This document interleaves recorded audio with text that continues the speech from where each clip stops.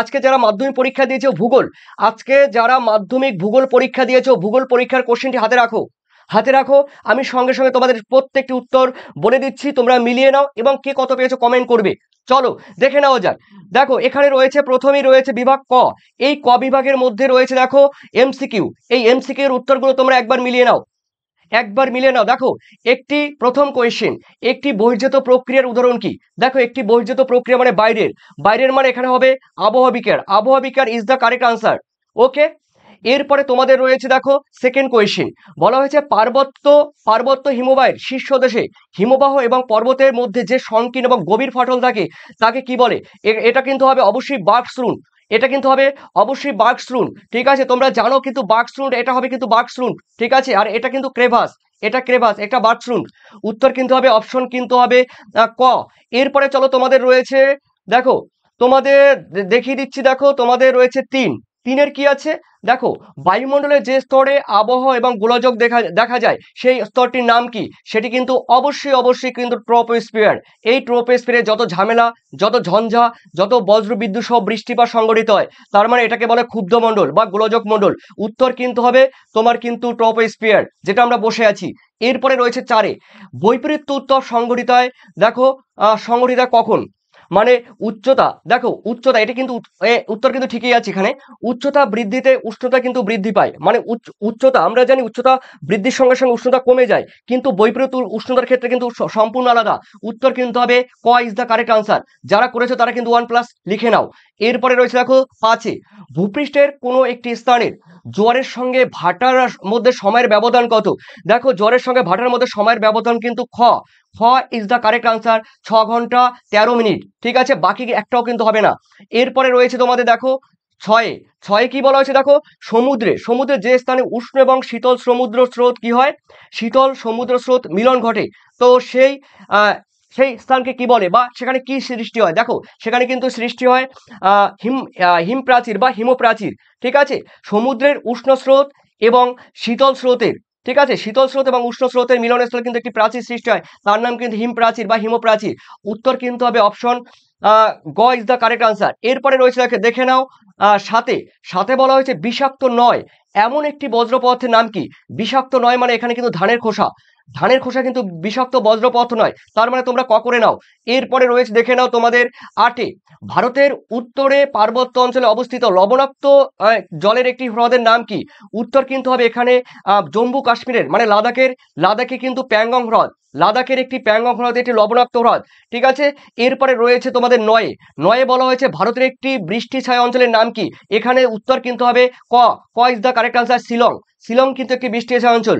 আর যদি বলতো পশ্চিমাঘাট পর্বতের পূর্ব ঢালও কিন্তু একটি বৃষ্টি ছায়া অঞ্চল, কিন্তু মেইন কিন্তু মেঘালয়ের শিলং কিন্তু একটি বৃষ্টি ছায়া অঞ্চল। এরপরে রয়েছে তোমাদের 10, ব্যাসল শিলার আবহাওয়া বিকারের ফলে সৃষ্ট মৃত্তিকার নাম কি? উত্তর কিন্তু হবে কৃষ্ণ মৃত্তিকা বা কালো মৃত্তিকা বা রেগুন। উত্তর কিন্তু হবে অপশন গ ইজ দ্য কারেক্ট আনসার। এরপরে রয়েছে দেখো তোমাদের 11তে বলা হয়েছে ভারতের কেন্দ্রীয় কার্পাস গবেষণা কেন্দ্র কোথায় অবস্থিত? কটন, দেখো cotton research centre in India. হ্যাঁ, উত্তর কিন্তু হবে নাগপুরে, মহারাষ্ট্রের নাগপুরে। যারা নাগপুর করেছো তোমরা কিন্তু নাগপুরটি করে নাও, নাগপুর কিন্তু ইজ দ্য কারেক্ট আনসার। ঠিক আছে, এরপরে রয়েছে তোমাদের 12তে বলা হয়েছে বনজ ভিত্তিক শিল্পের একটি উদাহরণ দাও। দেখো বনকে কেন্দ্র করে যে শিল্প গড়ে ওঠে, উত্তর কিন্তু হবে অবশ্যই কাগজ শিল্প। ঠিক আছে, ক ইজ দ্য কারেক্ট আনসার। এরপরে তোমরা করো 13তে রয়েছে দেখো ভারতের ডেট্রয়েট বলতে কি বোঝো? দেখো ভারতের ডেট্রয়েট কিন্তু আমরা জানি, দেখো চেন্নাইকে, ঠিক আছে, তামিলনাড়ুর চেন্নাই হলো ভারতের ডেট্রয়েট। এটি কিন্তু উত্তর আমেরিকার ডেট্রয়েটের সঙ্গে তুলনা করা হয়েছে। উত্তর কিন্তু হবে অপশন ঘ। এরপরে 14তে বলা হয়েছে উপগ্রহ চিত্রে নদী এবং জলাশয়ে যে রঙের সাহায্যে চিহ্নিত করা হয় তাকে কিন্তু সেটা কিন্তু হবে গাঢ় নীল। উত্তর কিন্তু হবে অপশন গ ইজ দ্য কারেক্ট আনসার। ঠিক আছে, আর লাল কিন্তু বনভূমি, লালের সাহায্যে কিন্তু বনভূমি দেখানো হয়। এরপরে চলো রয়েছে তোমাদের বিভাগ খ। এই খ বিভাগের আনসারগুলো আমরা কিন্তু দেখে নিচ্ছি। খ বিভাগের আনসারগুলো কি কি আছে তোমরা একটু মিলিয়ে নাও। শুদ্ধ এবং অশুদ্ধ রয়েছে, শুদ্ধ এবং অশুদ্ধ রয়েছে, তোমরা কিন্তু প্রত্যেকটি উত্তর মিলিয়ে নাও। দেখো এখানে বলা হয়েছে নদীর উৎস অঞ্চলে ধারণ অববাহিকা কি হয় সৃষ্টি হয়। দেখো নদীর উৎস মানে যেখান থেকে উৎপত্তি লাভ করেছে সেই উৎস অঞ্চলে নদীর ধারণ অববাহিকা সৃষ্টি হয়, এটি কিন্তু অবশ্যই উত্তর কিন্তু শুদ্ধ হবে। এরপরে রয়েছে দেখো তোমাদের সেকেন্ড রয়েছে ঝুলন্ত উপত্যকা নদীর ক্ষয়কার্যের ফলে ঝুলন্ত উপত্যকা নদীর ক্ষয়কার্যের ফলে সৃষ্টি হয়, এটি কিন্তু ভুল। তার কারণ কি বলতো, এই হিমবাহের ক্ষয়কার্যের ফলে কিন্তু এই ঝুলন্ত উপত্যকা সৃষ্টি হয়, তার মানে নদী বলেছে, তার মানে এটি ভুল। এরপরে রয়েছে দেখো তিনে তিনে বলা হয়েছে সমুদ্র বায়ু সন্ধ্যাবেলা প্রবাহিত হয়। দেখো সমুদ্র বায়ু কিন্তু সন্ধ্যাবেলা প্রবাহিত হয় এটি বলেছে, তার মানে এটি কিন্তু উত্তর কিন্তু ভুল। ঠিক আছে, দিনের বেলা প্রবাহিত হয়, এটি কিন্তু ভুল। তার মানে দিনের বেলা প্রবাহিত হয়, তোমরা এটি করে নাও, ভুল। এরপরে রয়েছে চারে বলা হয়েছে হিমালয়ের দুটি উল্লেখযোগ্য উদ্ভিদের উদাহরণ হলো কি, গরান ও গোলপাতা। এটি কিন্তু দেখো ম্যানগ্রোভ উদ্ভিদের উদাহরণ, তার মানে এটি ভুল। ম্যানগ্রোভ উদ্ভিদের কিন্তু সুন্দরী, গরান, কেওয়া, হোগলা, হেতাল এগুলো কিন্তু ম্যানগ্রোভ উদ্ভিদ বা লবণাম্য উদ্ভিদের উদাহরণ, তার মানে কিন্তু এটি কিন্তু সম্পূর্ণ ভুল। ঠিক আছে, হিমালয়ে কিন্তু এই ধরনের উদ্ভিদ দেখা যায় না। এরপরে পাঁচে বলা হয়েছে গোদাবরী নদীর উপত্যকার মধ্য দিয়ে প্রবাহিত হচ্ছে, মানে গ্রস্ত উপত্যকার মধ্য দিয়ে প্রবাহিত হচ্ছে, এটি কিন্তু ভুল।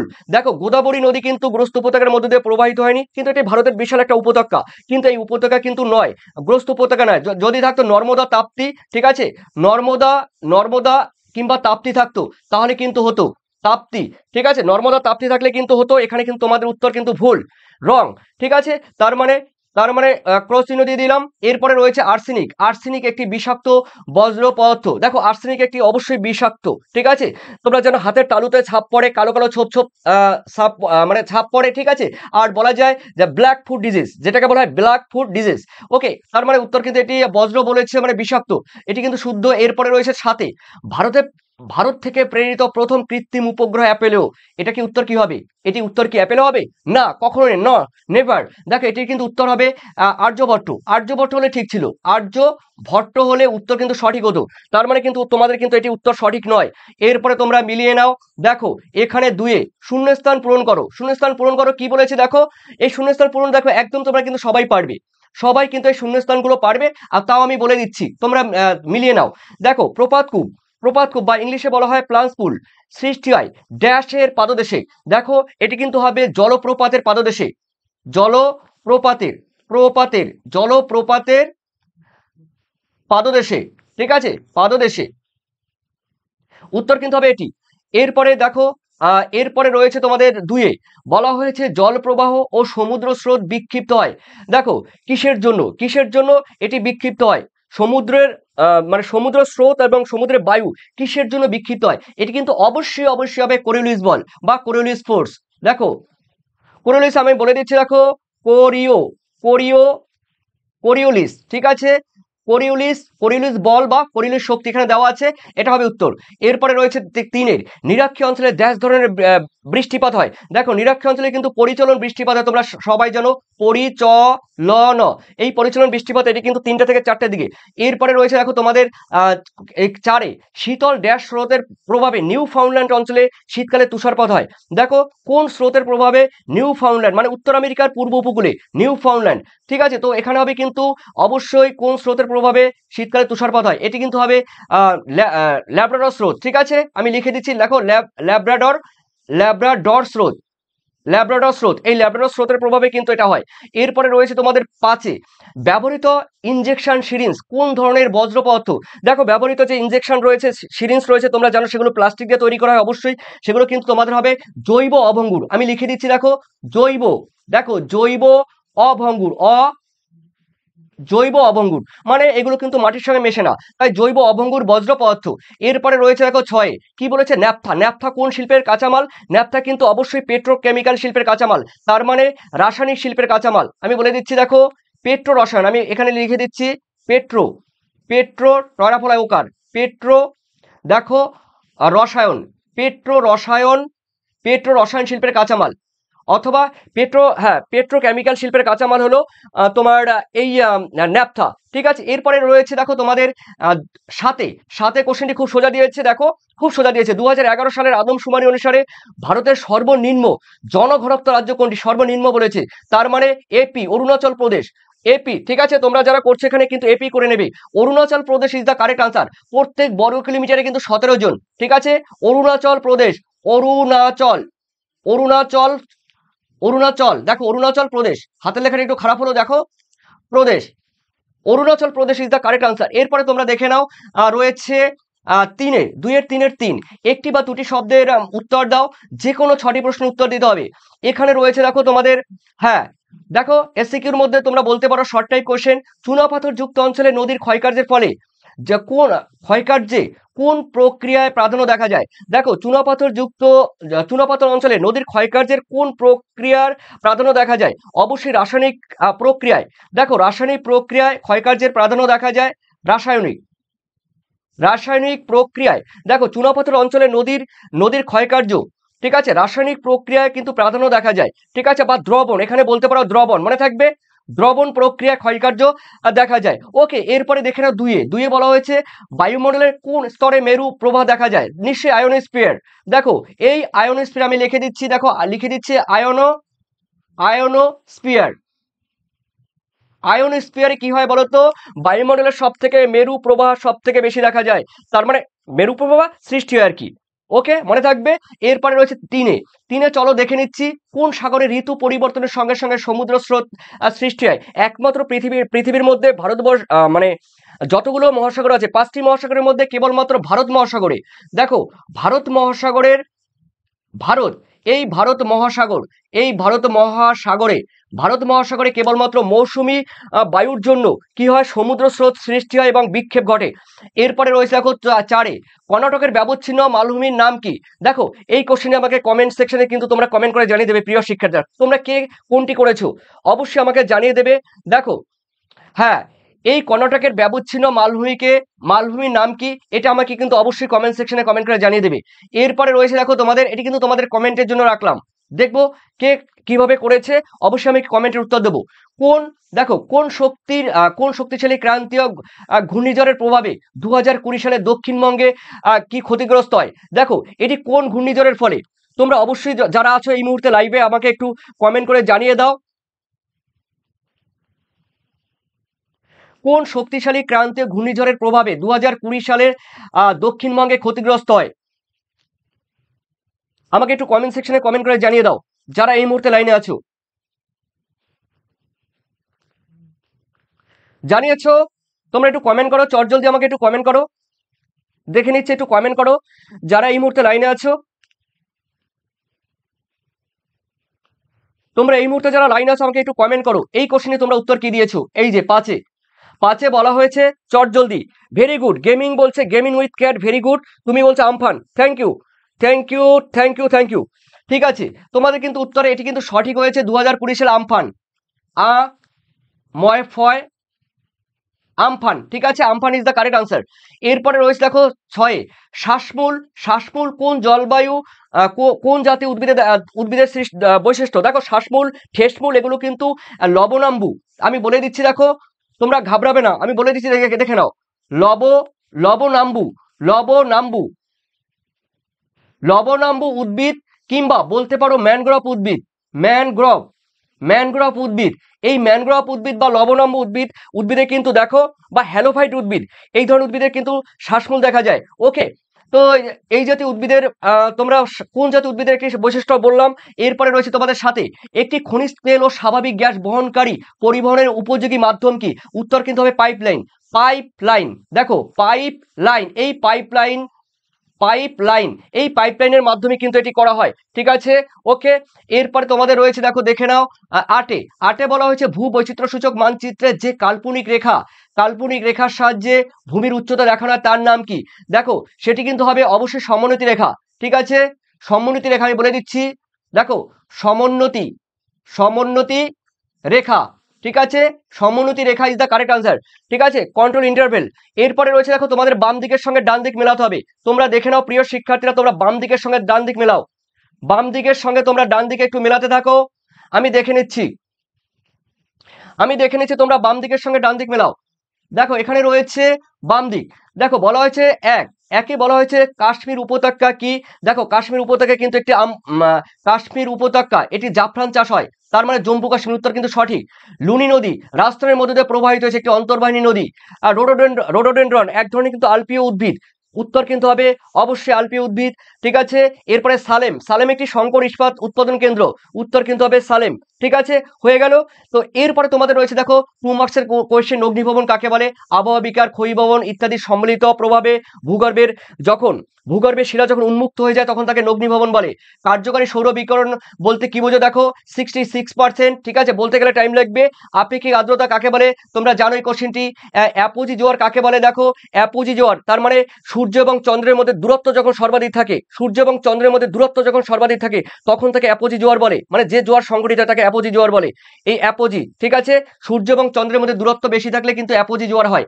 কঠিন বজ্র পদার্থ কাকে বলে? তোমরা জানো কঠিন বজ্রের পৃথকীকরণও জানো। কয়াল কি? কয়াল এক ধরনের কিন্তু এক ধরনের উপহ্রদ, মানে কয়াল এক ধরনের হ্রদ, ঠিক আছে। কেরালায় এক ধরনের যে হ্রদ রয়েছে সেই হ্রদগুলোকে স্থানীয় ভাষায় বলা হয় কয়াল, ঠিক আছে। এরপরে বলা হয় এটি কিন্তু রয়েছে কেরালায় বৃহত্তম হ্রদগুলোকে বলা হয় কয়াল। কোনো দুটি নদীর মিলন হয়ে গঙ্গা নদীর সৃষ্টি হয়েছে, তোমরা জানো, ঠিক আছে। অলকানন্দা রয়েছে, ভাগীরথী রয়েছে, তোমরা জানো কিন্তু এই ধরনের কোশ্চেন, ঠিক আছে। অবশ্যই গঙ্গা নদীর উৎপত্তি তোমরা জানো। এবং কোন দুটি নদীর মিলনে? বহুমুখী নদীর পরিকল্পনা কাকে বলে? দেখো কোনো নদীর উপরে বাদ দিয়ে যখন একই সঙ্গে বিভিন্ন উদ্দেশ্য সাধন করা হয় তখন তাকে বহুমুখী নদী পরিকল্পনা বলে। যেমন দামোদর নদীর পরিকল্পনা। শিকড় আলগা শিল্প কাকে বলে? দেখো যে শিল্প যে কোনো জায়গায়, বাজারের নিকটে, কাঁচামালের নিকটে যে কোনো জায়গায় গড়ে উঠতে পারে সেই শিল্পকে শিকড় আলগা শিল্প বলে। তার মানে কার্পাস বহন শিল্প। দূর সংবেদন কাকে বলে? Remote sensing. দেখো কোনো বস্তু বা পদার্থকে স্পর্শ না করে দূর থেকে কোনো তথ্য যখন সংগ্রহ করা হয় তখন তাকে দূর সংবেদন বলে, রিমোট সেন্সিং।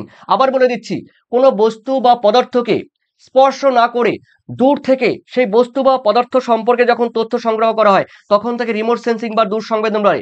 জিও স্টেশনারি উপগ্রহ কাকে বলে?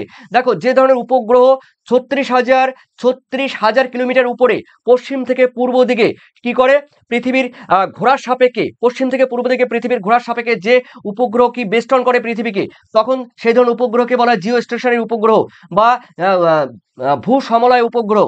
এরপরে রয়েছে দেখো তোমাদের 3 নম্বরে কোশ্চেনগুলো রয়েছে। দেখো হিমরেখার উচ্চতা সর্বত্র এবং সব ঋতুদের সমান হয় না কেন? তোমরা জানো ঘূর্ণবাদ, প্রতিভ ঘূর্ণবাদের মধ্যে পার্থক্য রয়েছে।